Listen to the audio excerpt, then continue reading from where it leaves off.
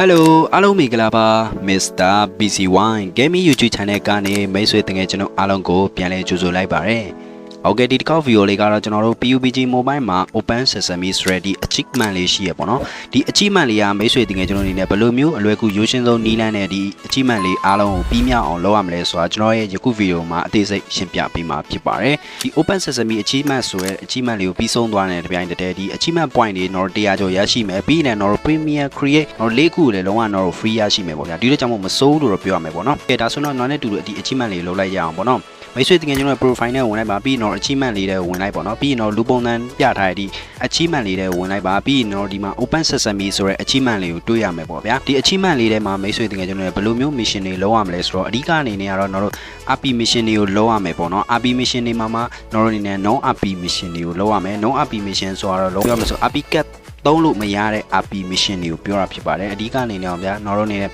ဒီ elite mission မဟုတ်ဘဲနဲ့တော့ non elite ပေါ့နော်လုံးဝတော့ဒီမှာပြထားတဲ့ icon လေးတွေပေါ့နော်ဒါရိုးရိုး icon လေးတွေကိုလုံးဝမှာဖြစ်ပါတယ်ဘာလို့လဲဆိုတော့ဒီ non RP mission ဆိုတာတော့ RP ဖွင့်တဲ့သူပဲဖြစ်ဖြစ်မဖွင့်တဲ့သူပဲဖြစ်ဖြစ်လုံးလို့ရတဲ့ပုံစံမျိုးပေါ့နော်တချို့ဟာတွေကြတော့ RP ဖွင့်ထားတဲ့သူတွေမှပဲဒီ mission တွေလုံးလို့ရတဲ့ဟာမျိုးတွေကဒါ RP ဖွင့်ထားတဲ့ mission တွေပေါ့နော်ဒီကောင်ကြတော့ RP မဖွင့်ထားတဲ့ mission တွေကိုလုံးဝမှာဖြစ်ပါတယ် RP point တော့ဒီ825အခါကိုတော့ပြည့်မီအောင်လုံးရမယ်တော့ဒီ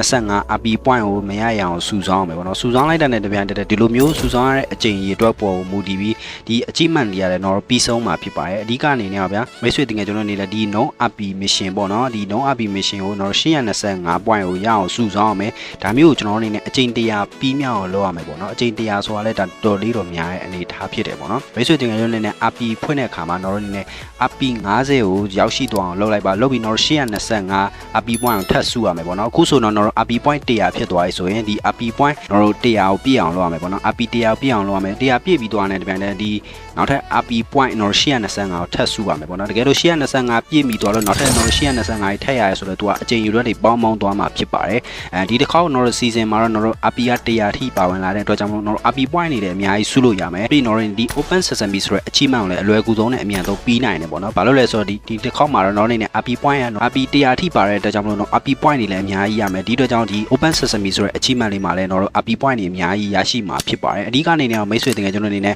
non RP mission တွေကိုအလွယ်တကူဆုံးအမြန်ဆုံးနဲ့ပြုလုပ်ပါဒါဆိုရင်တော့ဒီ mission လေးကလည်းလုံးဝအမြန်ဆုံးနဲ့ပြီးမြောက်သွားမှာဖြစ်ပါတယ်